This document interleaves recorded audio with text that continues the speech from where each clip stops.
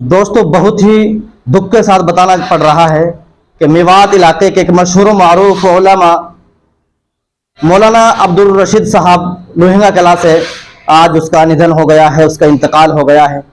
हज़रत मौलाना साहब मदरसे से 3 दिन पहले कोटा बूंदी के लिए गया था।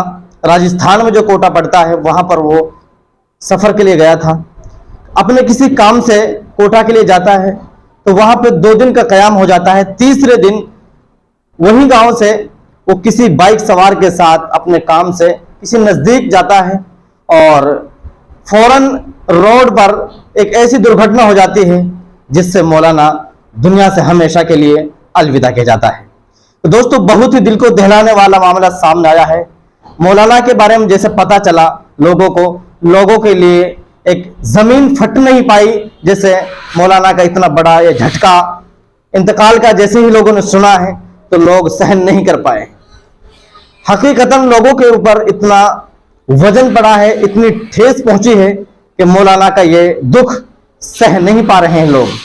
काफ़ी उलमाओं से बातचीत हुई, वो लोग जैसे ही सुन पा रहे हैं हजरत के बारे में कि हजरत दुनिया फानी से आज अलविदा कह चुके हैं, तो लोग चीख चीख कर रो रहे हैं, चिंगाड़ रहे हैं। आखिरकार मौलाना बहुत ही बड़ी शख्सियत थी। मौलाना एक मुखलिस इंसान था। मौलाना मेवात के लिए नहीं बल्कि पूरे इलाके के लिए एक फिक्र करता था, किस तरीके से हमारा इलाका मेवात ही नहीं बल्कि पूरा हमारा हिंदुस्तान के अंदर ये दीन किस तरह फैल जाए। नौजवानों में जो बुराइयां फैल रही हैं, मौलाना के अंदर हर वक्त टेंशन और फिक्र रहती थी कि नौजवान किस तरीके से ये अच्छे रास्ते पर आ सकते हैं। हर वक्त वो दीन के बारे में सोचा करता था, उनके जहन में हर वक्त दीन की फिक्र रहती थी। जिस तरीके से मौलाना अपने वालिदैन का खिदमत गुजार था, मौलाना आसपास में कहीं भी अगर किसी प्रोग्राम में जा रहे हैं तो वहां से जल्द आते हैं घर पर और अपने वालिदैन की खिदमत करना शुरू कर देते हैं।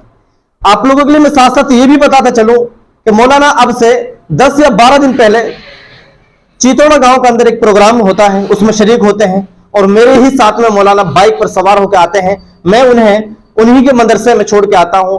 सबसे पहले मौलाना अपनी वालिदा मोहतरमा के लिए दूध पिलाता है।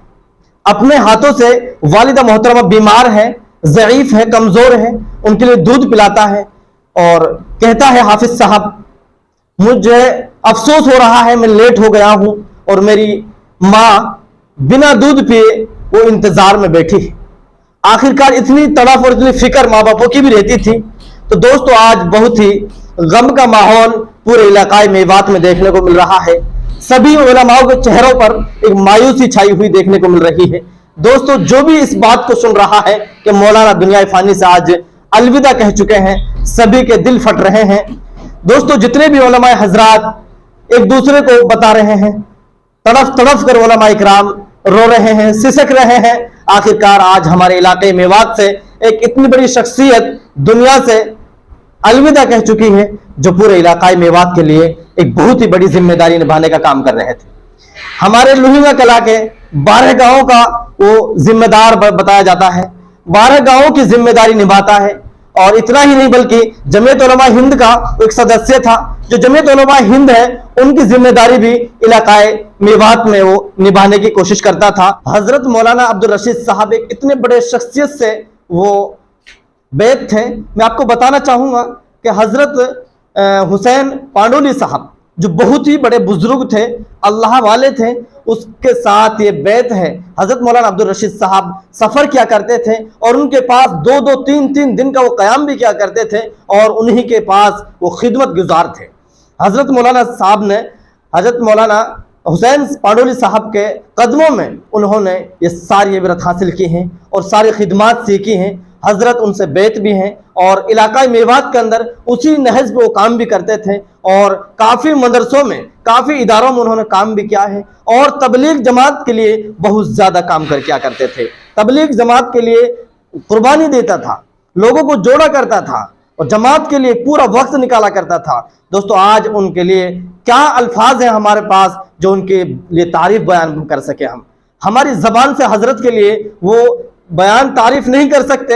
हजरत एक बहुत ही मुखलिस बहुत ही एक अल्लाह वाला जो इंसान था, आज दोस्तों इलाकाई मेवात को सोना छोड़ चुके हैं, इलाके को खाली कर चुके हैं। आज मौलाना जिस तरीके से दुनिया से अलविदा कह गए हैं, दुनिया से चले गए हैं, आज हम और आपके लिए बहुत ही गम का माहौल है दोस्तों।